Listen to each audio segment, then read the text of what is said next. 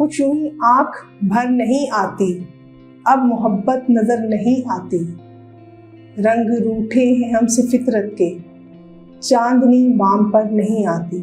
خوبصورت اشعار کی خالق ڈاکٹر شاہدہ رسول، جو دل کی آنکھوں سے الفاظ کو پروتی ہیں۔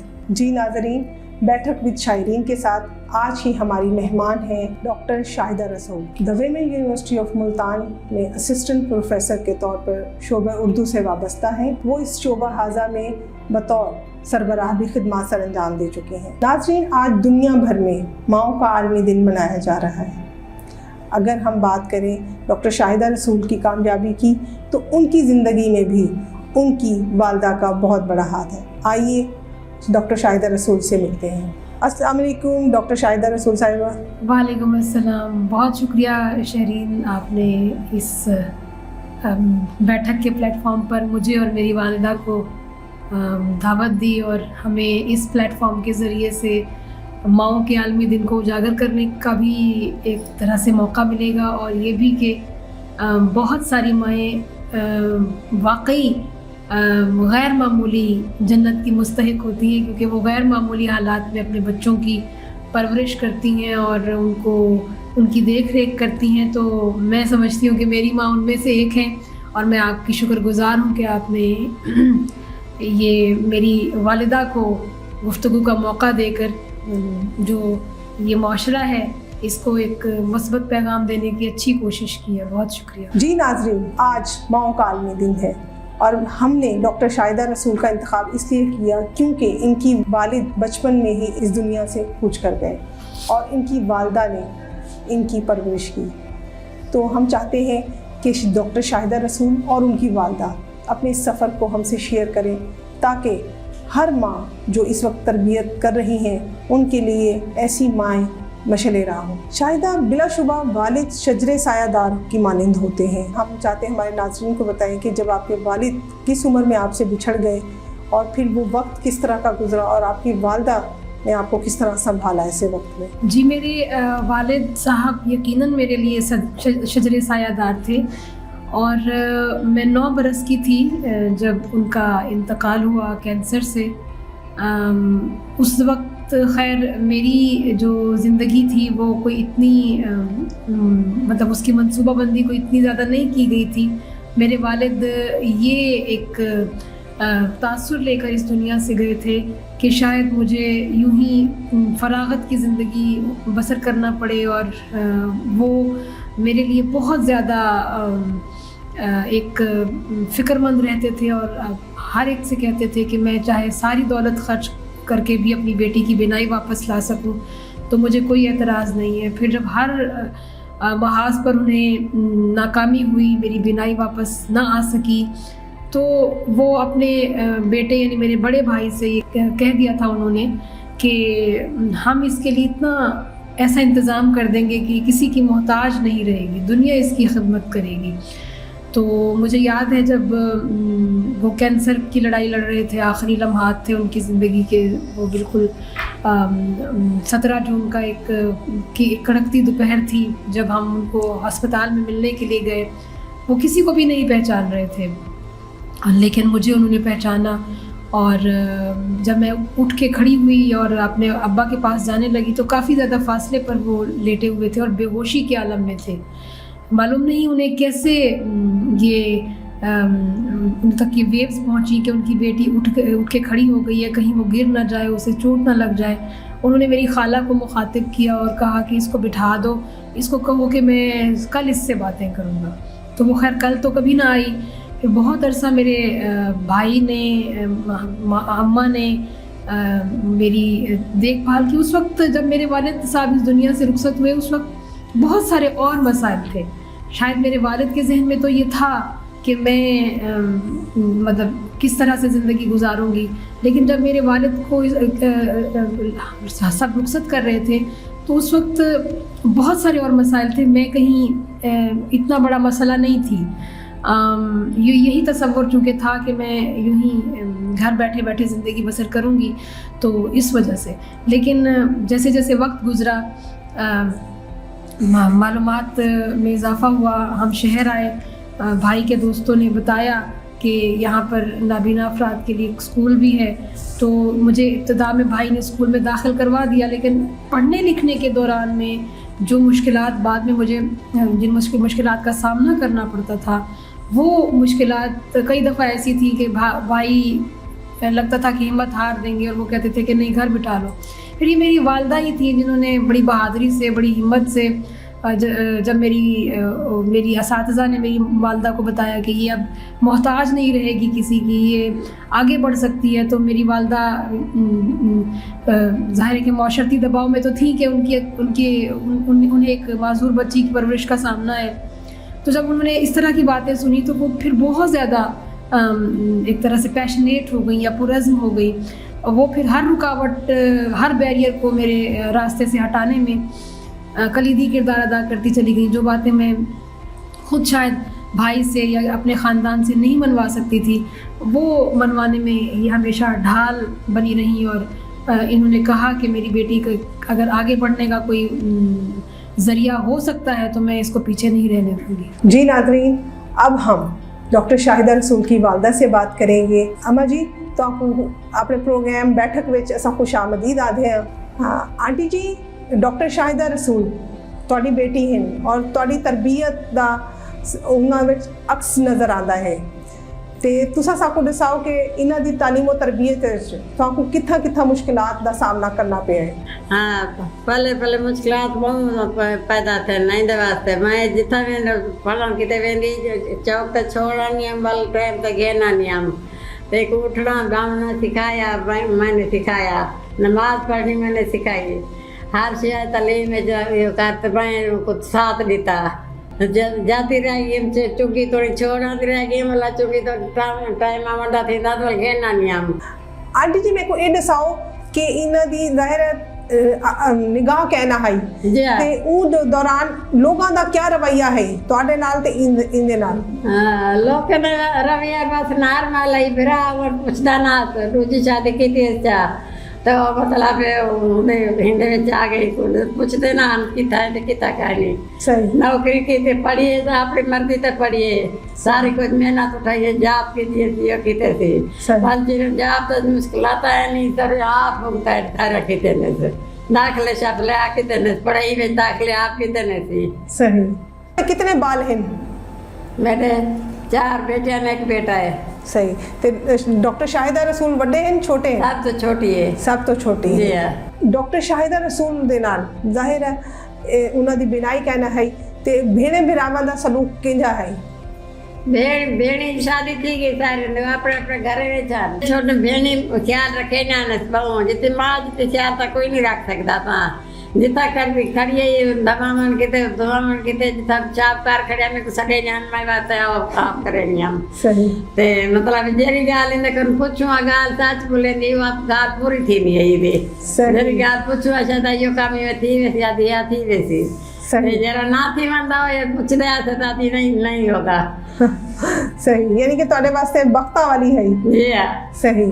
अच्छा आंटी जी, डॉक्टर शाहिदा रसूल पढ़न में किंजी है छोटे होंदे? पढ़न में बहुत तेज है, बहुत 1 साल 2 जमात तक सीखे साल। अच्छा 2 जमात पास नहीं की जने से माशाल्लाह माशाल्लाह। ते जितना पढ़न में दे वो तारीफ करे ना, जितना पढ़न टीचर को खुद पढ़े ना, रात घर रात पढ़ावे ना, इस्लामाबाद वाले टीचर घर रात पढ़ावे दी। सही सही। टीचर मुँह ख्याल रखे ना।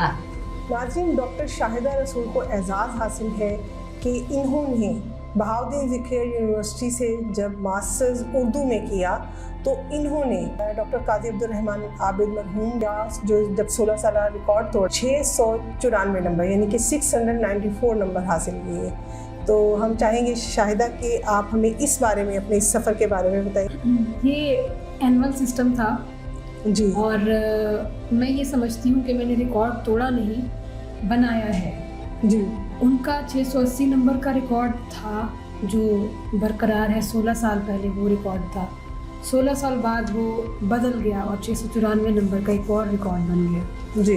اور میں جب ایم اے میں داخلہ لیا میں نے یہ ایم اے اردو کرنے کا جو فیصلہ تھا وہ میں نے اپنی ایک استاد مسز نگہت افتخار جو مجھے ایف اے میں اردو پڑھایا کرتی تھی ان سے متاثر ہو کر کیا تھا. جی. تو جب میں نے ایم اے میں داخلہ لیا وہ خود مجھے یونیورسٹی چھوڑ کر آئیں اور داخلہ انہوں نے میرا کروایا.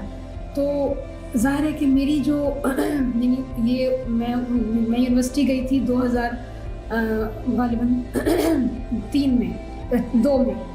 تو 2002 میں بھی یہ ساری باتیں ایک مسرت آمیز حیرت کا عنصر لیے ہوتے تھے. یعنی میرے اساتذہ نے جب جو یونیورسٹی کے اساتذہ تھے جب انہوں نے مجھے دیکھا تو ان کے سامنے بھی ایک نئی بات تھی کہ وہ مجھے پڑھائیں کیسے. ڈاکٹر انوار صاحب اس وقت ڈین بھی تھے, صدر شعبہ اردو بھی تھے. میں لکھتی نہیں تھی خود سے تو انہوں نے کہا کہ تم یہ کیا بات ہوئی, لکھ کیوں نہیں سکتی ہو. تو لکھنا نام شام لکھنے کی ترغیب انہوں نے دی. پھر بہت ساری ایسی جگہیں تھیں. میں ظاہر اردو ایک وسیع مضمون ہے, اس کو ایک آسان نہیں ہے. تو بہت سارے مواقع ایسے ہوئے جب انہوں نے کہا کہ جی شاہدہ کہ تمہارے لیے پاس ہو جانا بھی بہت بڑی بات ہے, تم پوزیشن کا خواب چھوڑ دو, مت سوچو کہ تم پوزیشن لے سکتی ہو. اور میرے ذہن میں بھی یہی بات راسخ ہو گئی تھی کہ میں اچھے نمبروں سے پاس ہو جاؤں. مگر جب رزلٹ آیا, نتائج نکلے پہلے سال کے, تو مجھے اچھی طرح یاد ہے کہ اینول سسٹم تھا, پیپر باہر چیک ہونے کے لیے جایا کرتے تھے. یونیورسٹی کے اساتذہ کا بہت تھوڑا دخل اس میں ہوتا تھا.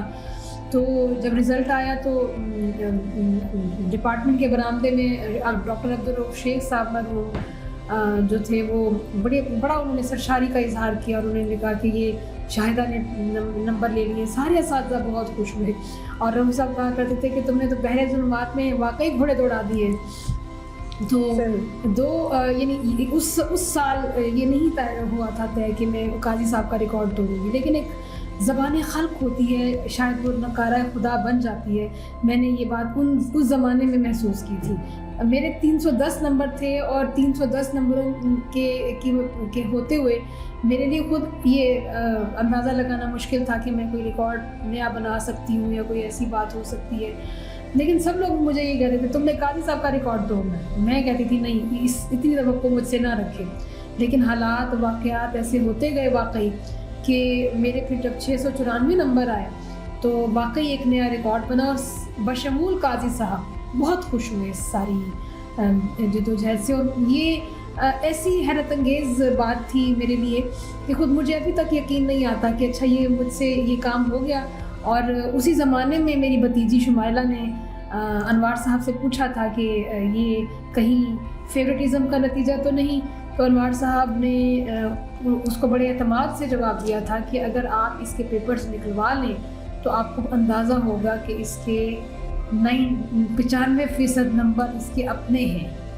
تو ہم نے کوئی اس پہ ترس نہیں کھایا اور ترس کو کبھی اس نے پسند بھی نہیں کیا. اور انوار صاحب نے میرا کلاس فیلوز سے بھی یہی تعارف کروایا تھا کہ دیکھیے اس کا اعتماد ترس نہیں مانگتا. اور اسی وقت ہی میں نے اپنے اندر ایک نئی شاہدہ کو ان کے اس جملے کی روشنی میں دریافت کیا تھا کہ مجھے ترس کسی سے مانگنا نہیں ہے اور کسی کا ترس قبول نہیں کرنا.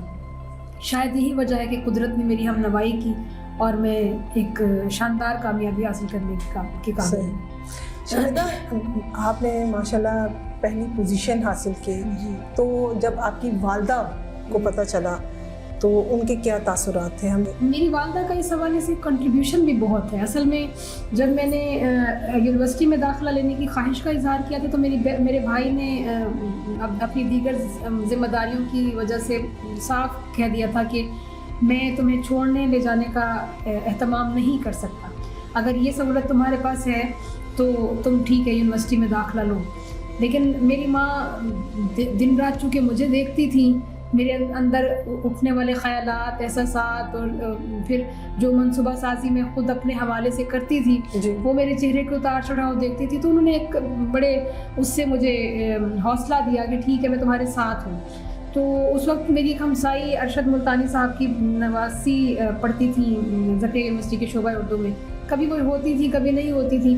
تو میری ماں بیچاری یعنی بھائی نے تو کہہ دیا تھا کہ وہ نہیں چھوڑ سکتے, نہیں ان کے پاس اتنی گنجائش نہیں ہے. تو وہ چنگی نمبر 1 سے احسن کالونی اس وقت میں رہتی تھی, احسن کالونی تک کا سفر پیدل دھوپ چھاؤں میں طے کر کے آتی تھی. اور میرے آنے سے پہلے چاہے وہ گرمی ہی کیوں نہیں ہوتی تھی, آدھا گھنٹہ پہلے وہ اسٹاپ پر موجود ہوتی تھی. اور جب میری بس آتی تھی تو وہ یہ سوچتی تھی کہ اس کو کسی طرح سے دقت کا سامنا نہ کرنا پڑے, تو مجھے لے کے پیدل گھر آتی تھی. تو ظاہر ہے جب ان کی اس مسائی کے نتیجے میں میری پہلی پوزیشن آ گئی تو ان کی خوشی تو واقعی دیدنی تھی. اور اس وقت وہ بڑے میرے حوالے سے میچور اور پختہ جملے بولا کرتی تھی کہ مجھے اب اپنی بیٹی پر ایسے ہی فخر ہے جیسے کوئی اپنے بیٹے پر کر سکتا ہے, کیونکہ ویسے بھی یہ شاید رسول کی متمنی تھی. تو اللہ نے شاید آنکھیں نہ دے کے مجھے ان کے لیے شاید رسول ہی بنا دیا. صحیح. اچھا شاہدہ, ہمیں یہ بتائیں کہ جس طرح آپ نے ماسٹرز جب کیا تو اس کے بعد آپ نے کیا سوچا بھئی اب ایم فل کی جانب بڑھا جائے, کس طرح پلاننگ کی؟ ظاہر ہے ایک اور جو اسٹیپ اٹھانا تھا آپ نے وہ قدرے ماسٹرز سے, جسے آپ کی امی نے 2 سال آپ کے ساتھ مشقت کی اور تنہا وہ کرتی رہیں, لیکن ایم فل اس سے بھی قدرے مشکل تھا. تو اس میں حوالے سے مجھے بتائیں وہ فیصلہ کس طرح لیا آپ نے؟ یہ فیصلہ بہت واقعی مشکل تھا. آپ نے بڑا اچھا سوال کیا. ایم اے میں میری کامیابی بہت سارے حلقوں میں بہت نئی طرح کی امیدوں کا سبب بھی بنی کہ یہ ادارہ مجھے یہاں پہ اس شعبے میں جاب بھی مل جائے گی. جب اس طرح کی چہمگوئیاں شعبے میں پہنچی تو شعبے میں تھوڑا سا میرے حوالے سے سرد مہری کا ایک رویہ جو ہے وہ سامنے آنے لگ گیا. میں نے 1 سال تو ایم فل کا کرنے کا نہیں سوچا. میں نے ایک پرائیویٹ ادارے میں کچھ عرصہ ملازمت کر لی. پھر ظاہر رکنا نہیں تھا. ابھی یہ بھی سمجھ میں نہیں آ رہا تھا کہ آگے بڑھنے کی کہیں گورنمنٹ جاب کی کوئی سبیل ہے کہ نہیں ہے, آگے بڑھ سکتی ہوں کہ نہیں بڑھ سکتی.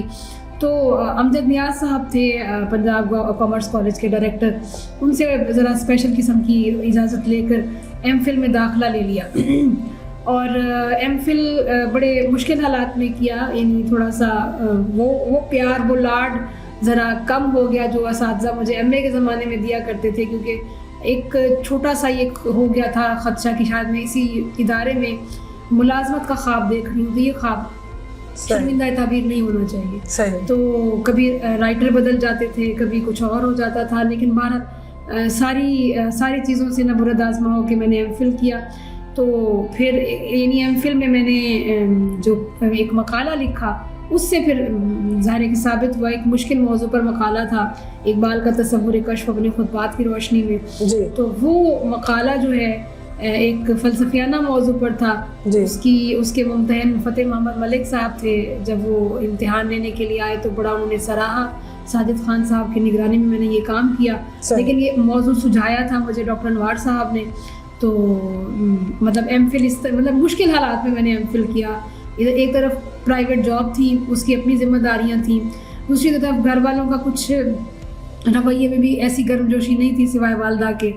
تیسری طرف پھر یونیورسٹی کے اندر بھی کچھ حالات جو ہیں میرے لیے اتنے سازگار نہیں تھے, لیکن تمام تر ذہنی دباؤ کے باوجود ایک اللہ تعالیٰ کی طرف سے مجھے ایک تھا کہ میں بہت آگے بڑھ سکتی. میں جب بھی اپنے آپ کو تنہا محسوس کرتی تھی مجھے یوں لگتا تھا جیسے اللہ سرگوشی کر رہا ہے اور کہہ رہا ہے کہ میں تمہارے ساتھ ہوں, تمہیں گھبرانے کی ضرورت نہیں ہے.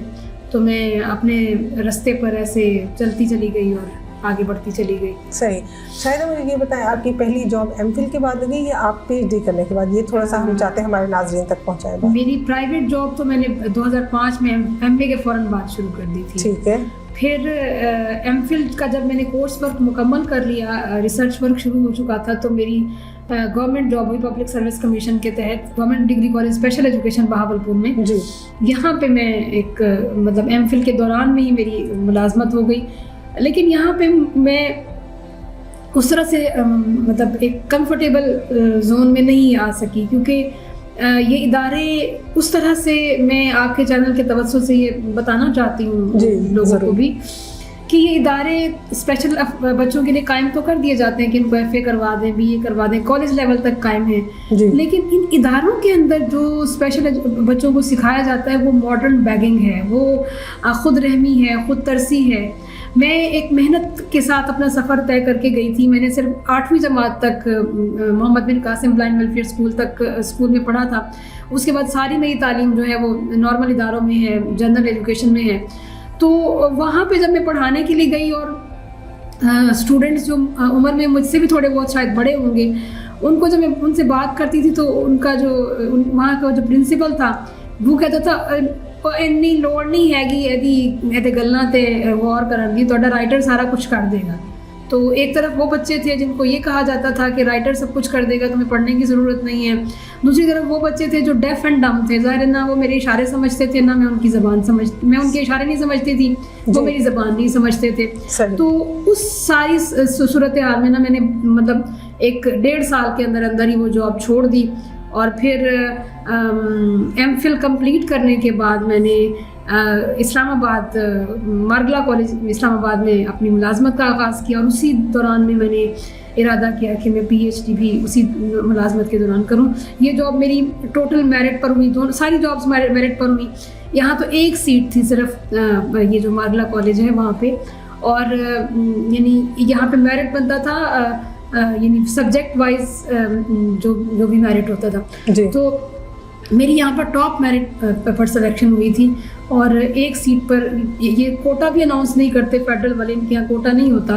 تو مطلب اوپن میرٹ پہ میری سلیکشن ہوئی اور میں الحمدللہ 7 سال میں نے وہاں پہ ایز اے لیکچرر سرو کیا.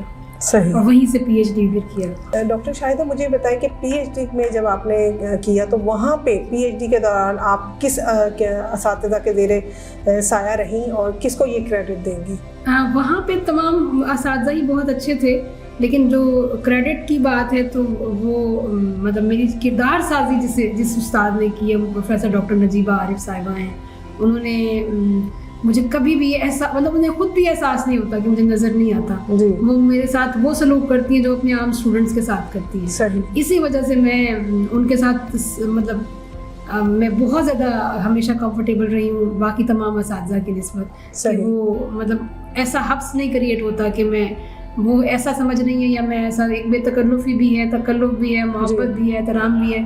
تو انہوں نے بہت زیادہ میرا ساتھ دیا ہے. ڈاکٹر شاہدہ آپ جو ہے کریڈٹ اپنی ساری کامیابی کا کس کو دینا چاہیں گی؟ ظاہر ہے میری ماں نے جس طرح سے سوسائٹی کا پریشر برداشت کیا. پہلے جب میں پیدا نہیں ہوئی تھی تو ان کو بیٹے کی خواہش تھی, بیٹیاں ان کی 3 تھیں, بیٹا نہ آیا, بیٹی آئی اور معذور بیٹی. تو ڈبل جو ان کو ایک تو دباؤ کا سامنا کرنا پڑا. پھر میرے ساتھ جڑی مشکلات کو انہوں نے جس حوصلے سے اور جس بہادری سے برداشت کیا اور میرے لیے آسانیوں کے سامان مہیا کیے. تو ان سے زیادہ تو کوئی مستحق نہیں ہے اللہ کے بعد کہ اسے کریڈٹ دیا جا سکے. بہت شکریہ شاہدہ. جی ناظرین, اب ہم چاہیں گے کہ ہم ماؤں کے عالم دین کے حوالے سے جو شاہدہ کی ماں کی جدوجہد ہے, ہم چاہتے ہیں کہ ہم ان سے پوچھیں کہ وہ جو ہے کیا پیغام دے گی کہ جو اولاد ہے, خصوصی طور پہ ایسی اولاد جو کہ کسی بھی تکلیف کا جن سے سامنا ہو یا کسی کمی ہو اس کے وجود میں, تو اس کو کس طرح وہ سنبھال سکتے ہیں. انہیں کو سب کو سکھانا چاہیے, اٹھنا بیاونا, سارے کا طریقہ کاری سمجھانا, یہ کرنا, صاف ستھرا رکھنا, انہیں کو تربیت نہیں ہونی چاہیے. صحیح جی کو جلے سمجھے نہیں ہم پہ گالدار ہوں دیے یا دے کیوں ہم یہ گال کریں پہ ہونی دے ہاتھ گالی لگ جن تو ایسا اکثر نہیں دیے. صحیح. ڈاکٹر شاہدہ رسول, ہم چاہیں گے کہ بیٹھک کے نیوز ایچ ڈی کے پلیٹ فارم سے آپ ہمارے ناظرین کو کیا پیغام دینا چاہیں گی؟ میں ناظرین کو یہ پیغام دینا چاہوں گی کہ یہ ایک خاص نہیں ہے کہ میرے ساتھ اگر میں نہیں دیکھ سکتی تو میرے ساتھ مشکلات ہیں. سب کے ساتھ اپنی اپنی نوعیت کی مشکلات ہوتی ہیں اور شاید میری مشکلات سے بڑی کسی کی زندگی میں ہو. سب سے جو بڑا ہتھیار ہے ہمارے پاس, ہم سب کے پاس, وہ اللہ پر توکل ہے اور اپنی دھن میں مست رہ کر اپنے مقاصد پر نظر رکھنا ہے اور زندگی میں کوئی مقصد ضرور بنائیں تاکہ ادھر ادھر کی باتیں کسی بھی حوالے سے آپ کی شخصیت کو متاثر نہ کریں, آپ کے کردار کو متاثر نہ کریں, آپ معاشرے میں ایک فعال رکن کے طور پر زندگی بسر کر سکیں. کسی بھی محرومی, غربت یا کسی اور خامی کے باوجود بھی آپ اتنے نمایاں ہو جائیں کہ دنیا آپ کو دیکھنے پر مجبور ہو جائے. یہ صرف آپ کی ہمت کر سکتی ہے, آپ کا حوصلہ اور آپ کا توکل کر سکتا ہے, اور کچھ نہیں, کوئی نہیں کر سکتا. ناظرین, ہم یہاں آپ کو بتاتے چلیں کہ ڈاکٹر شاہدہ رسول نے ماسٹرز میں جب اپنا جو تھیسس تھا وہ معروف براڈ کاسٹر رضا علی عابدی پر لکھا, اور جب انہوں نے پی ایچ ڈی کا مقالہ لکھا تو وہ انہوں نے امجد اسلام امجد کے ڈرامہ پر لکھا. تو اس حوالے سے امجد اسلام امجد اور رضا علی عابدی بھی ملتان تشریف لائے اور ان سے ملاقات کی. تو تھوڑا سا ہم چاہیں گے کہ اس حوالے سے بھی ڈاکٹر شاہدہ رسول ہمیں بتائیں. جی شاہدہ. دیکھیے, یہ بڑے اعزاز کی بات ہے میرے لیے. یہ وہ عظیم شخصیات ہیں جن پر مقالہ لکھنے والوں کی کمی نہیں ہے. بہت سارے لوگ ان پر کام کرتے ہیں, بہت سارے لوگ ان پر انہیں ہاتھوں ہاتھ ان کی شہرت ہے, ان کی ایک ناموری ہے جی. لیکن جب میں نے ان دونوں پر کام کیا, رضا علی عابدی صاحب پر میں نے تھیسس لکھا, وہ لندن سے بیٹھ کر بھی میری مطلب بہت مہنگا وہ زمانہ تھا, وہ خود ٹیلی فون کر کے میری رہنمائی کیا کرتے تھے, میرے ہر تحقیقی سوال کا وہ جواب دیتے تھے. اور جب میں نے مقالہ مکمل کر لیا تو وہ لندن سے پاکستان محض اس واسطے آئے کہ وہ یہ مقالہ میرے ہاتھ سے وصول کرنا چاہتے تھے. اور امجد اسلام امجد پر پی ایچ ڈی کا کام صرف امجد اسلام امجد پر نہیں تھا بلکہ 5 ڈرامہ نگاروں پر تھا, لیکن ان کی شخصیت نے مجھے اتنا متاثر کیا کہ ان کے ڈراموں پر علیحدہ سے میں نے ایک کتاب لکھی. جب یہ کتاب ان تک پہنچی تو اس کتاب کی تقریب رونمائی کے لیے وہ خود لاہور سے چل کر آئے, اپنے خرچ پر تشریف لائے. میں نے صرف ان کا استقبال کیا, انہیں کھانا کھلایا, باقی کوئی مطلب وہ ہمیشہ یہ کہتے تھے کہ بیٹیاں جو ہیں وہ بیٹیوں کا کوئی ماں باپ پر اتنا حق ہوتا ہے کہ وہ اس طرح سے کریں. رضا علی عابدی نے بھی اپنا مطلب مجھے کبھی کسی دقت کا سامنا ان کے ساتھ نہیں ہوا. اپنے ہی خرچ پر وہ پاکستان تشریف لائے, اپنے ہی خرچ پر وہ ملتان تشریف لائے, اور میرے لیے بلکہ تحفے تحائف لاتے رہے. ایک اجرک میرے پاس رضا علی عابدی کی محفوظ پڑی ہوئی ہے. تو یہ میں سمجھتی ہوں کہ یہ قدرت کا وہ اہتمام ہے کہ جو نہ ہوتا تو شاید مجھے اپنی شخصیت کا اعتبار نہ ملتا. جن لوگوں نے آ کے میرا مان بڑھایا اور مجھے حوصلہ دیا. بہت شکریہ ڈاکٹر شاہدہ رسول, آپ نے وقت دیا بیٹھک نیوز HD کو. جی ناظرین, ڈاکٹر شاہدہ رسول کی کہانی حقیقت پر مبنی ہے, اور اس طویل سفر میں, اس طویل جدوجہد میں ان کی والدہ کا بہت نمایاں کردار رہا ہے. بہت سادہ خاتون لیکن زمانے کے ساتھ اپنی بیٹی کو لے کر چلی ہیں, اور جو وقت اور مشقت انہوں نے کاٹی ہے اس کو ہم الفاظ میں بیان نہیں کر سکتے. جسمانی معذوری کا شکار بچے کی پرورش کرنا سہل نہیں ہوتا, لیکن ڈاکٹر شاہدہ رسول کی والدہ نے یہ کام بہت ثابت قدمی سے کیا, جو بلا شبہ آنے والی ماؤں کے لیے مشعل راہ ہے کہ آج جس دور میں مائیں جی رہی ہیں وہ جدید دور ہے. جب ان کی والدہ نے اس سفر کا آغاز کیا تو بہت زیادہ مراحل کٹھن تھے, تاہم انہوں نے اس سفر کو جاری رکھا, اور آج ڈاکٹر شاہدہ رسول ایک کامیاب معلمہ, محققہ, مصنفہ کے طور پر جانی پہچانی جاتی ہیں.